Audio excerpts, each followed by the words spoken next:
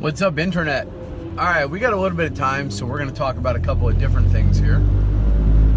Oh, hold on a second. I got to get off the shoulder of this highway. I know some of you worry when I vlog and drive, but I want to assure you I pull over before I adjust the camera and set up the mount and whatever, at the very least. As far as this, I don't feel that, driving and talking to you guys is any more distracting than, talking on a cell phone or talking to a passenger. You'll notice I don't really look at the camera very often, so I'm not trying to read Facebook comments or the rest of it. In any case, we got a couple of things to talk about. One of which is, this particular vlog is basically it's a meta discussion, right? The purposes of this vlog are basically the purpose that my personal blog, when it was written, always was. And that was to talk about essentially the process of being me in the modern world. I know that sounds egotistical, and it would be if I had an entire television station dedicated to myself. But look, this is just going up on Facebook and YouTube. Everybody can publish this sort of thing these days. You could do it, just go out there. Heck, you're on Facebook now, probably. Hit the publish button, hit live, and come out and join the new world, as it were. But, so, you'll notice over the last, 2 weeks, the time frame of these vlogs has been sort of slowly getting longer and longer, and I've been examining, my own headspace on it, and it turns out I know why that's happening. Basically, as I've been getting a great reaction from these vlogs, and people have been interested in the process of putting the vlogs together, and how I do business, and I've reviewed my camera gear a little bit, and that sort of content is very popular. But I still like being able to just talk to you guys about, books I've read, or what I thought about Logan, or what I thought about, the other X-Men movies. I just want to be able to hit this button and talk to you guys about basically anything that crosses my mind. And, I've had a couple posts up here, vlog conversations, where we've talked about this idea of audience fidelity, where it's important that when an audience opens your vlog or looks at your page, that they know kind of what they're going to see. And we've been doing pretty well with this vlog being a sort of catch-all for whatever crosses my mind. But it's becoming clear that there are two distinct types of content. One is this, where I'm just talking to you about what I'm doing, and we're sort of discussing this experiment that I have going on and my various projects, and it's kind of a little higher level friends over coffee sort of discussion about what's going on. And then there have been entries that are much more specific about books or philosophy. I've had great response on an upcoming video. Probably I'll do part of it at the end of this video, or in a subsequent post right after this. I'll stop the recording and come right back. About time management and how I deal with virtual assistants and whatever. And again, it becomes that content sort of bifurcating.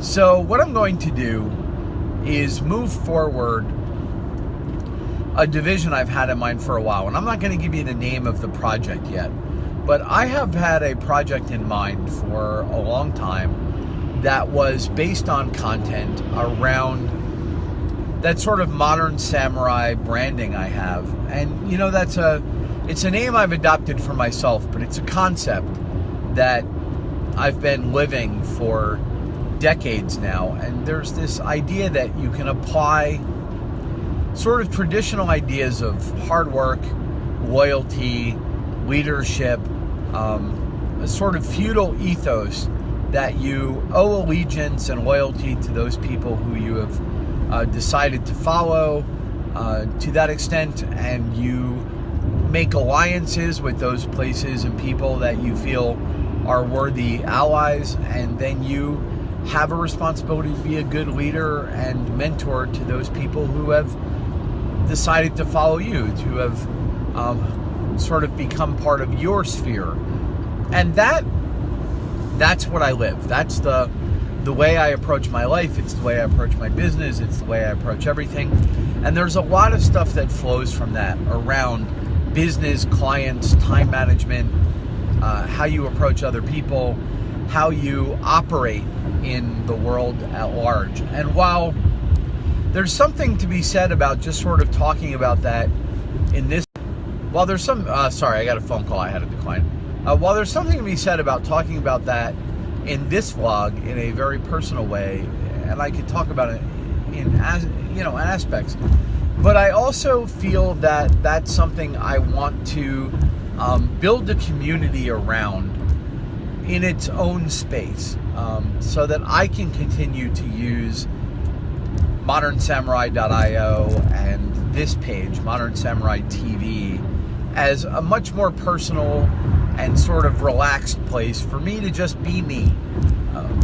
And that content, an examination, a deep examination of the philosophy and application of that sort of samurai in the modern world ethos and old school meets new world. While I certainly have been living it, and this place is where we'll talk exclusively about my experience on it, I'm going to build a website and a community and a channel of content that's really more dedicated towards helping others to decide if that concept and that way of looking at the world is right for them, the application of it, and a community and a brand around that idea of being a warrior in a world that maybe doesn't necessarily understand what being a warrior is. And you know, there's more to it than, you know, when you say warrior, you think in terms of, you know, violence and soldiers, but that's not the same thing.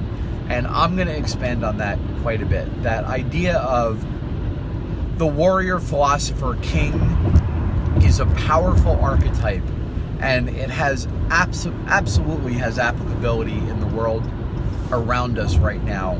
And I think the time has come to sort of build on that. So I'm going to be working on that content over the next weeks, and I'll be keeping you informed here as I go. And now I feel like I can be back to having a casual conversation here, because every time I went to hit the live button and I thought to myself, what am I going to talk to them about? I had in mind two audiences. One, there's an audience that's waiting with,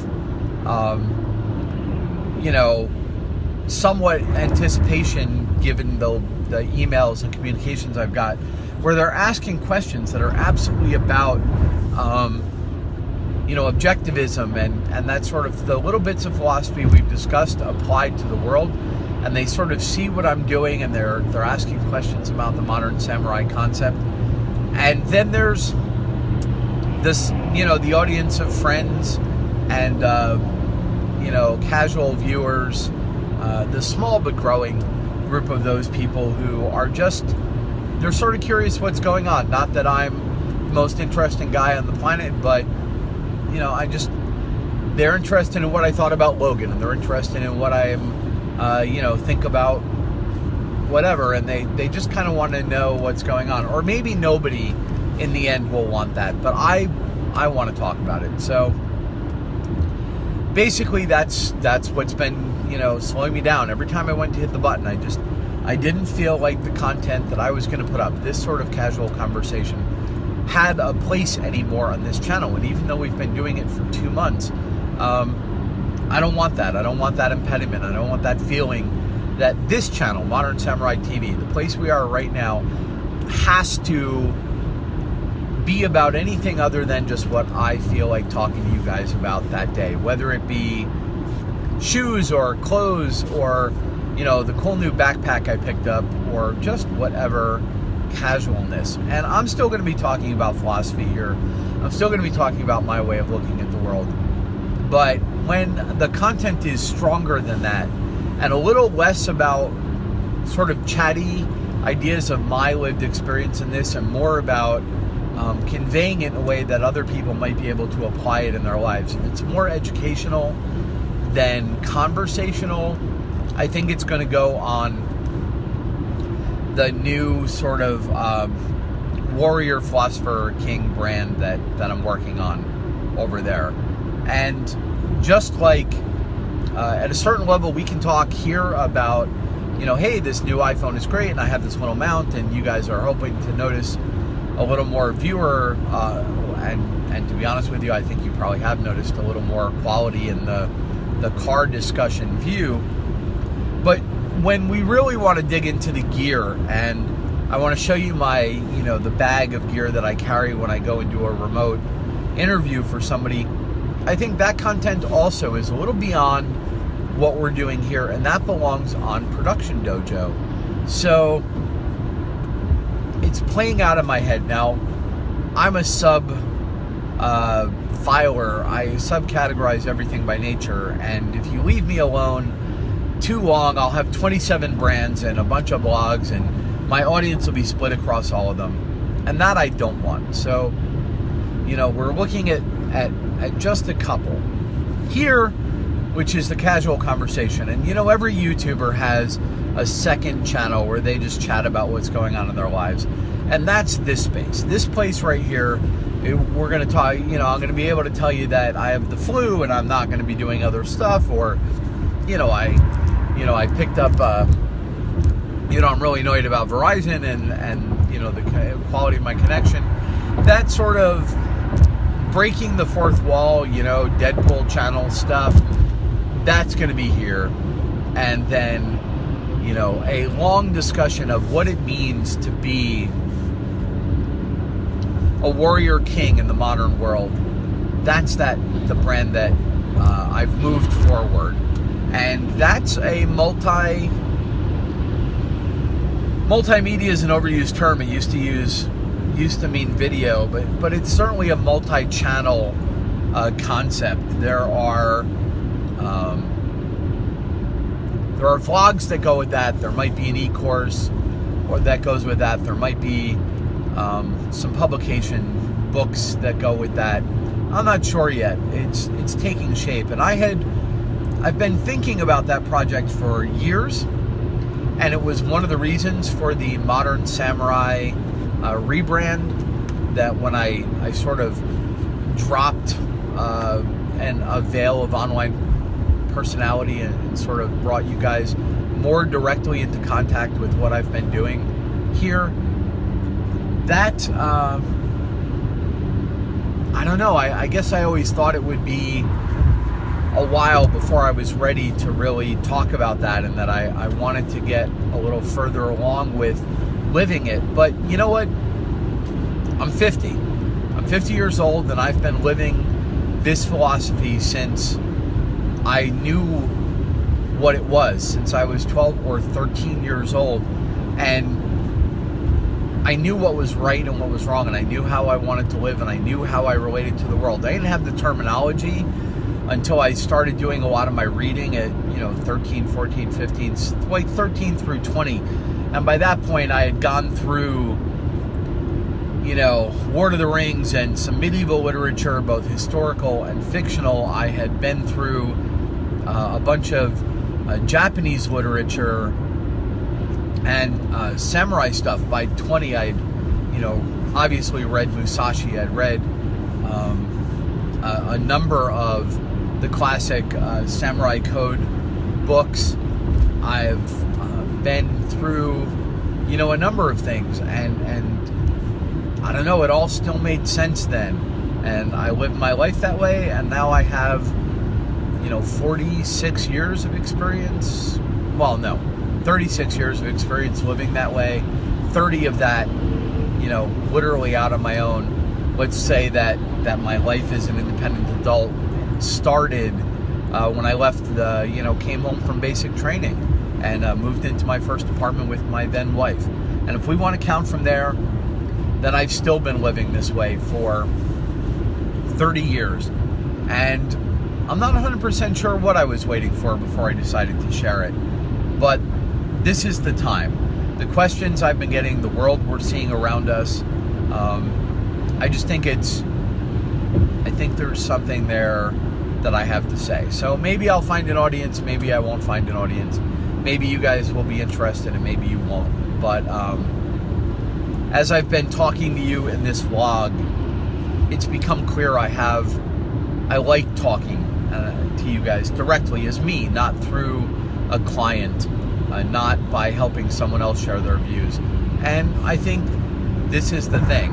This is the time. So this channel is going to stay chatty, and maybe I'll only ever get 20 or 30 people that care about this channel. And you know what? That's just fine. I don't need to try and find a way for 230,000 people to pay attention to what I'm doing here. But I think you're going to be very surprised at the growth of the audience that I'm working on in other places. So yeah, that's been fun. So now that that's off my chest, we can just take a minute and sort of chat conversationally about, you know, what's been going on. Well, let's see. I recently have been thinking a lot about new content channels, and I think I'm pretty comfortable with where we've come to with that. I have finished the sort of IKEA layout of what I'm going to be doing with the office to turn that into a studio. That's more important than ever now. I've been watching a ton of YouTube in the background as I work. I'm finding it incredibly interesting and inspiring. So if you want to follow along with some of the YouTube I've been watching, you should go look for someone named Louis Rossmann, R-O-S-S-M-A-N. He's a dude who works in Manhattan, and he repairs Apple computers for, that's his business. And he just spends hours a day at this bench looking through a microscope, resoldering components onto Apple laptops. And for whatever reason, somewhere along the line, Lou decided that he was going to share that with a YouTube audience. And he does live streams, and they're probably an hour, hour and a half of the live stream every day. And in between him doing his work, he expounds on a number of topics. I won't put words in his mouth, but if he's never read Ayn Rand, I would be willing to bet he would like it if he read it. He's a pretty hardcore free market capitalist. He seems like he's big on personal liberty, and I don't know, he's a funny guy. He's got some great stuff to say about how to deal with clients that fits right in line with the philosophies I've been sort of living with that way. And if you want to watch what I've been watching lately, the spotlight today is on Lou Rossmann for the YouTube stuff. And if you have an Apple Macintosh or an Apple Mac laptop that has gone bad, I would strongly suggest that you send it to him. This guy, he's got a pretty straightforward, let's get it done philosophy, and he seems to care enough about the work that he does to do it right. And that's not overly common. I gotta tell you, I think he would be the first guy to tell you that most people just don't seem to take the time to really care about the work these days in any area. You know, getting something done right and really getting it nailed, even if someone's not going to see it. I try and only work with people who feel that way. I certainly only work that way. And I try and work with clients who understand that that kind of work is not cheap. And sometimes that works out, and sometimes you wind up having to fire a client because they don't understand it. And particularly when I'm subcontracting, because I do a lot of subcontracting work. There's a lot of people who are my clients who have never seen my name on an invoice and never known when I was on the conference call that I didn't work for the company they had contracted. And that's the way it's supposed to be. When you're a subcontractor, you wear somebody else's t-shirt and do the work. But there are times when, you know, I've been subcontracted by someone, a company that I probably wasn't going to work for again, and they're like, hey, can you get it done in this time? And I'm like, no, it's, you know, your client doesn't know enough to ask for it, but if we don't build this the right way, they're going to get screwed in 6 months. It's going to fall over and break. And they're like, well, if, I don't want to go and talk to them. I don't want to give them a high bid. So let's just do it this way. And when it breaks, they'll come back and we'll do more work. And you know what? If we're having a meeting and I'm on a conference call with a client and you present that to them and they come back and go, look, we understand that it's temporary, but get it done this way for this budget, then that's fine. I'll build you. I can get out the duct tape with the best of them and we can just get this shit working for a couple of days. But if they think they're fixing the problem long term and it's not, I'm not going to be the guy that gave them shoddy work. So I've lost contracts that way. I've walked away from contracts that way, and I'm sure I will do so again in the future. And I'm perfectly comfortable that way. I'm perfectly happy with it if that's the way it happens. So anyway, so Lou Rossman seems to be that way.